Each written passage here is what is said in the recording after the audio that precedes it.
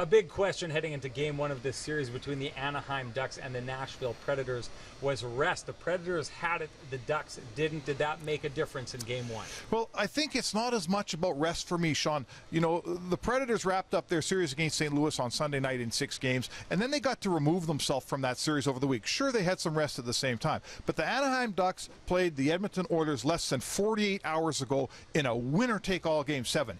It felt to me like the emotional distance from that huge game, I'm not sure if they were over it. They came out in Game 1 and, you know, they kind of played with their toe in the water. They dipped their toe in the water a bit. They didn't look like the same desperate team that had played Edmonton in this building 2 nights before. If you are going to be the bottom seed in the Western Conference and get deep into the playoffs, you are going to need to be road warriors at some point. Well, the Nashville Predators not wasting any time. They've now won Game 1 of all 3 series so far. They haven't. You know, when you're a wild card, and we've seen the 8th seed like LA did, like the Edmonton Oilers did in 06, come all the way through, and some special things have to happen, right? It's always a little bit of playoff magic. So you walk into Chicago, you win Game 1. Now we win the series. You walk into St. Louis, you win Game 1, you win the series. Now you walk into Anaheim in Game 1, you win it too. Philip Forsberg told me after the game, our belief system can't be any higher than it is already.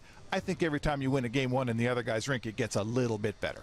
The new NHL is all about speed. In Game 1, I sure thought the Predators looked like the faster team. What did you think? They are the faster team, in my opinion. And what we learned watching Anaheim in round 2 against the Edmonton Oilers was when the game opened up, when it was a track meet, it was Edmonton's game. When the game slowed down a little, when the neutral zone got really hard to navigate, when there was a lot of cycling, that's how Anaheim wants to play. They won those periods. So you'll see Anaheim head coach Randy Carlyle try to slow this thing down, maybe muddy up the track a little bit for Game 2 on Sunday, because he does not want a track meet against the Nashville Predators. Well, how does this sound for a philosophy? Peter Laviolette said when you're heading into a series, you can either dip your toe in or you can do a cannonball off the diving board. They made a big splash in Game 1, did the Nashville Predators.